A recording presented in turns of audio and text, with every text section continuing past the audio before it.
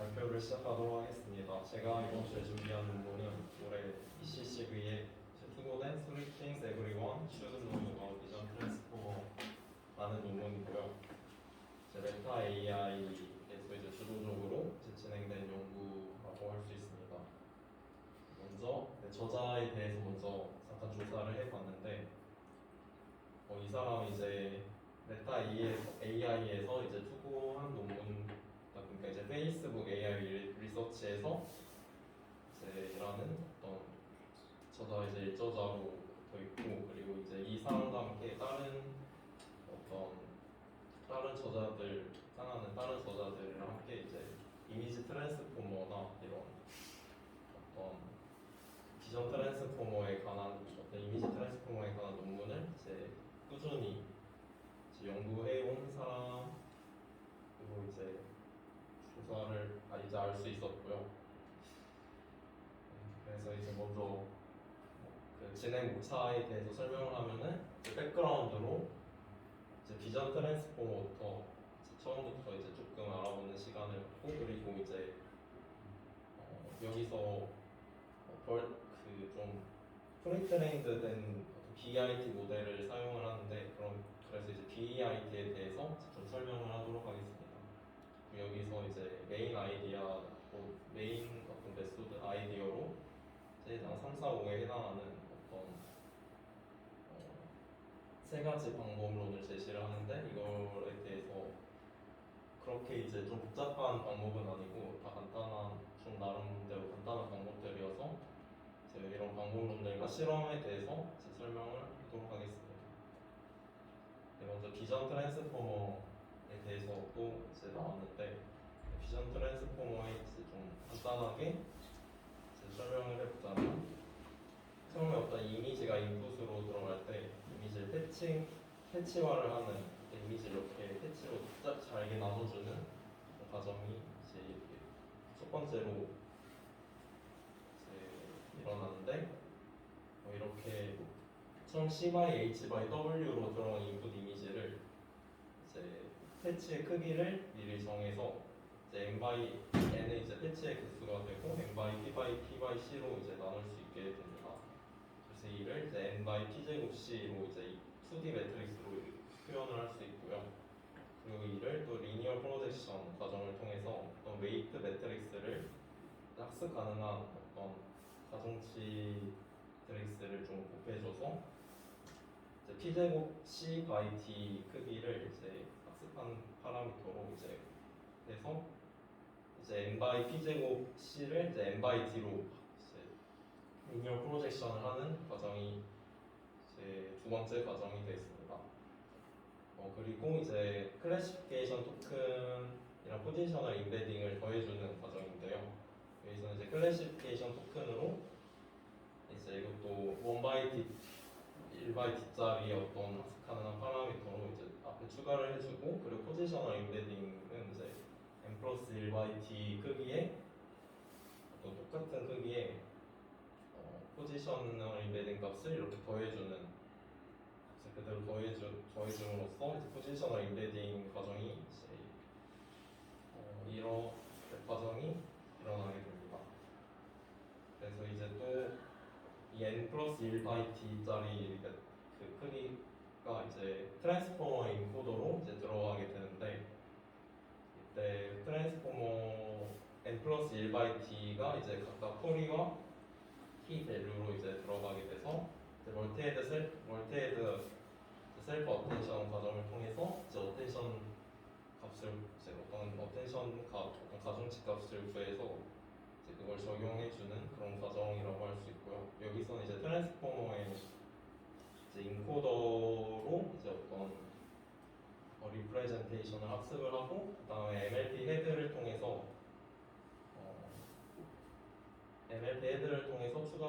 최종적 클래시피케이션이 이루어지는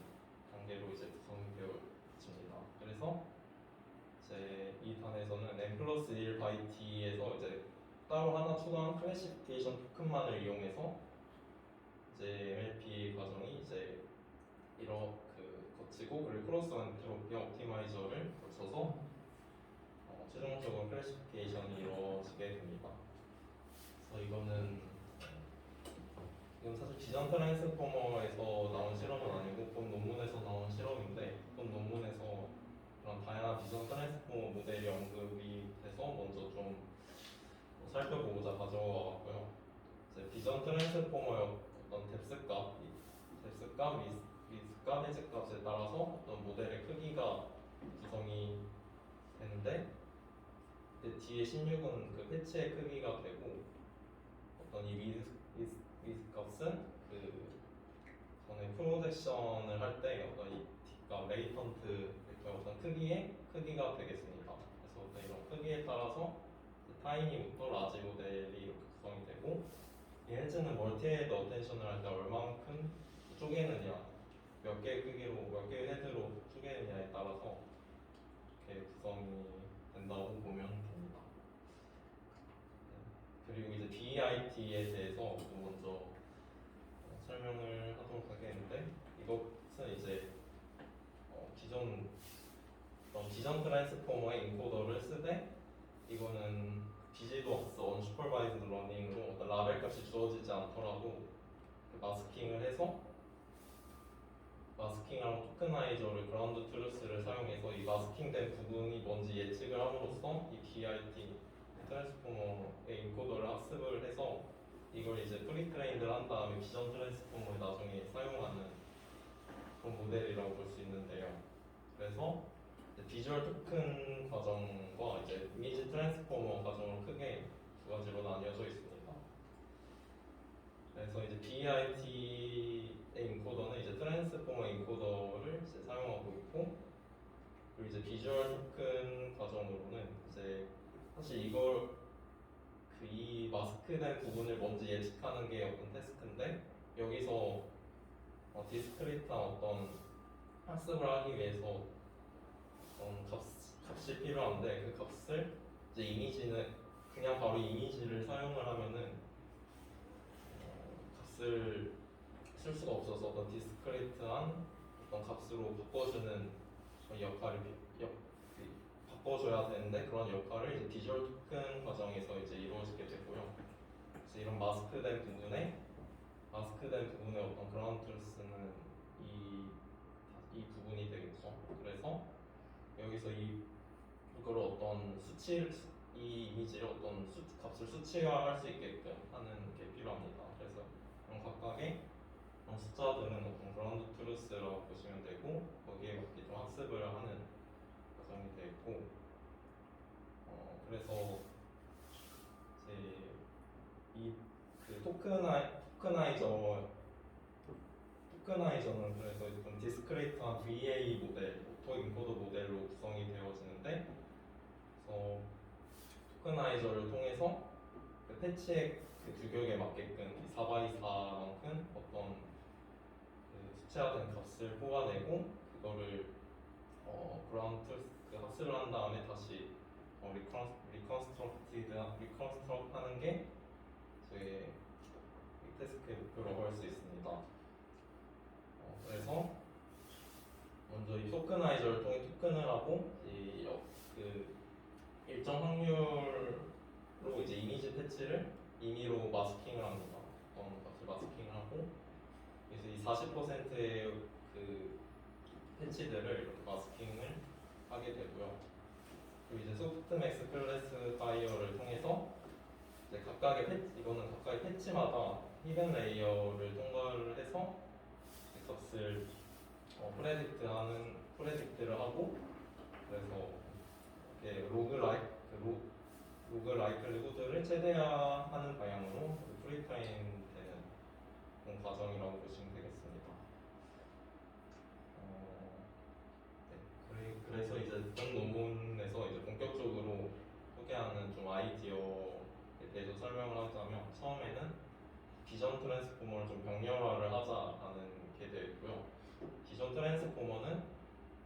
이렇게 멀티헤드 어텐션을 거치고 이제 노멀라이제이션과 MLP를 이렇게 시퀀셜하게 이루어지는 과정을 볼 수 있는데 이 과정이 이렇게 시퀀셜하게 되는 게 기존 어떤 비전 트랜스포머라면 이렇게 멀티헤드 어텐션을 이렇게 한 번에 한 것을 더하고 그리고 MLP 2번 한 것을 피드포워드 네트워크 한 걸 이렇게 병렬화를 해서 이제 하는 과정 이렇게 하는 과정으로 바꾼다는 게 이제 첫 번째 아이디어라고 할 수 있습니다. 이제 두 번째로는 이제 파인 튜닝을 이제 한정을 지어서 하자인데 기존에는 그 프리트레인드 모델을 사용할 때 전체적인 이제 그 파인 튜닝 전체적인 것을 이제 업데이트하고 프리트레인드 모델을 가져왔다면 기존에는 이제는 이제 멀티헤드 셀프 어텐션 단만 파인 튜닝을 하자라는 게 이제 두 번째 아이디어고 세 번째 아이디어로는 이 패치화를 하기 전에 어떤 그 리니어 MLP 단을 좀 여러 개로 하이어키커랑 구조로 된 거를 이제 그 패치화하기 전에 이제 한번 미리 적용을 하자라는 게 이제 세 번째 아이디어라고 이제 소개를 하고 있습니다. 이제 하나하나 살펴보자면 첫 번째 아이디어로 이제 기존에 멀티헤드 셀프 어텐션이 이루어지고 그리고 피드포워드 네트워크가 이루어진 것이 이제 다시 이제 이렇게 시퀀셜하게 이루어졌다면 이제 이렇게 파라렐하게 이제 병렬화를 했다는 게 이제 첫 번째 아이디어인데요. 그래서 이거는 바로 이러한 방법으로 이제 좀 실험을 해본 결과가 이렇게 바로 나오는데 첫 번째 실험에 대해서는 그 얼마나 병렬하는 개수를 얼마나 이제 병렬화를 할 것인가에 대한 거고 지금 이렇게 두 개씩 병렬화하는 게 가장 성능이 제일 좋았고 그리고 이제 두 번째로는 이제 타이니 모델부터 라지 모델이 있을 때 이 그 뒤에 숫자는 이 멀티헤드 셀프 어텐션과 피드포워드 네트워크의 어떤 쌍의 개수라고 보시면 됩니다. 그래서 이게 24쌍이 있는 건데 그걸 이제 파라렐로 했을 때 이게 좀 깊지가 않을 때는 사실 타이니나 스몰이나 빅일 때는 별로 성능이 좋지 못하는데 라지일 때만 좀 성능이 더 우위를 보였고 그리고 이제 다른 그 빅 모델과 스몰 모델에서 그 블락의 개수와 쌍의 개수가 이제 12개에서 48개일 때를 이제 비교를 한 건데 이것도 사실 이때도 이제 파라렐일 때가 36 블락일 때만 좀그 빅모델일 때 좀 높은 것을 보이고 그리고 이제 스몰 모델일 때도 이제 36부터 이제 좀 좋은 좀 더 기존에 비해서 성능의 우위를 보임을 확인할 수 있습니다. 그래서 이 파라렐한 모델은 좀 블락의 개수가 많을 때, 좀 깊은 모델일 때 좀 성능이 더 잘 나오는 걸 확인할 수 있고 그리고 이제 비전 트랜스포머의 빅 모델에서 이제 36개의 블락을 사용했을 때 그 시퀀셜 할 때랑 파라렐 할 때인데 이때도 보시면은 레이어 스케일 이건 LS는 레이어 스케일이라고 하는 건데 이건 어떤 레시듀얼 연산을 할 때 대각 다이고널 매트릭스를 학습 가능한 그 다이고널 매트릭스를 더해서 어떤 좀 모델의 크기가 클 때 학습에 좀 도움을 주는 그런 방법이라고 이제 아시면 되는데 이때는 레이어 스케일이 적용되지 않았을 때는 그 시퀀셜에 비해서 조금 성능이 증가함을 알 수 있는데 레이어 스케일 모델을 적용했을 때는 이게 이미 좀 제 생각에는 성능이 좀 어느 정도 다 학습이 다 포화가 돼서 이게 파라렐하게 학습을 할 때 좀 성능이 향상이 되지 않음을 좀 확인을 할 수 있고요. 또 이거는 이제 파라미터와 비슷할 때의 어떤 좀 크기가 큰 빅 모델과 이제 블락의 개수가 좀 많지만 빅 모델보다는 그 어떤 빅 모델보다 작은 어떤 스몰 모델을 사용했을 때에 대한 어떤 비교인데 이때도 보시면은 어떤 이 실험의 목적은 제가 생각하기에는 어떤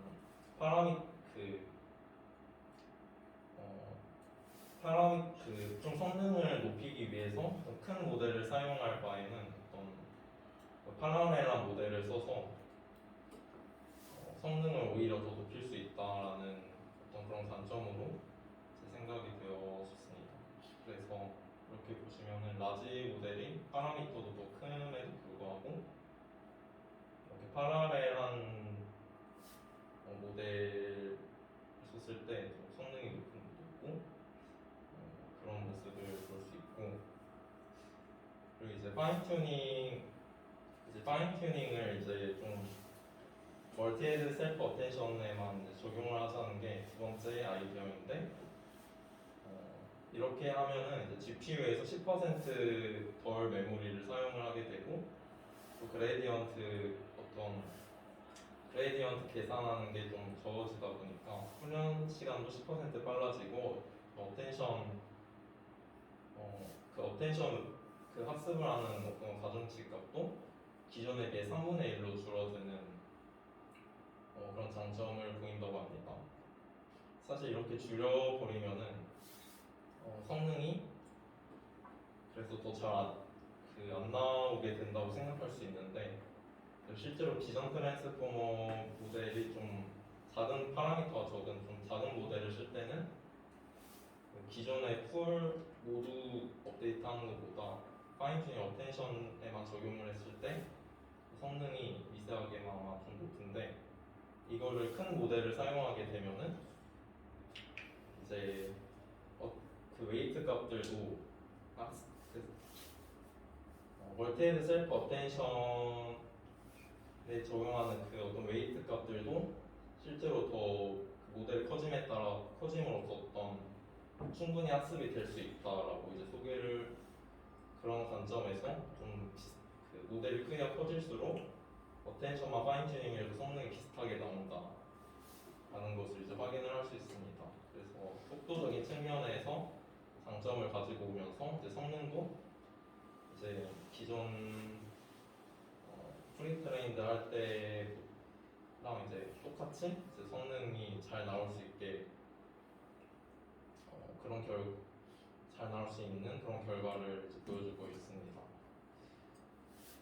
그리고 이제 좀 큰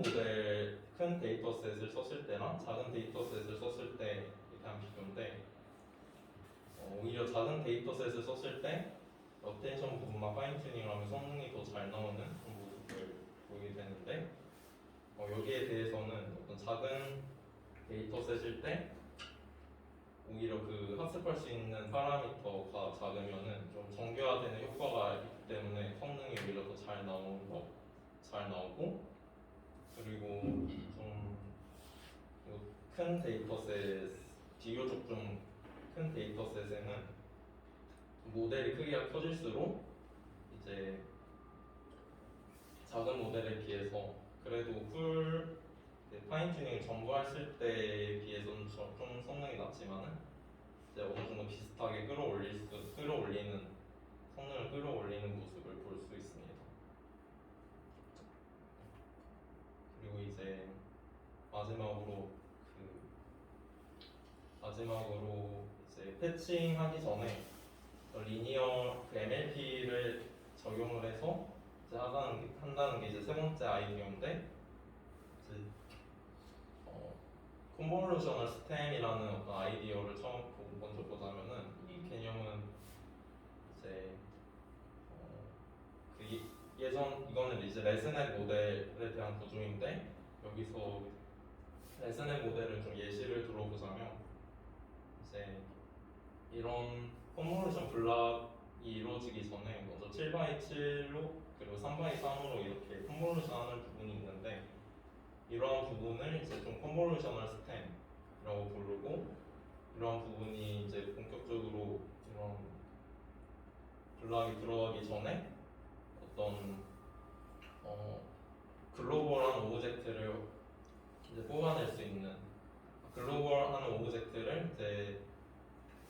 사용 나중에 좀 잘 뽑아낼 수 있고 잘 뽑아내고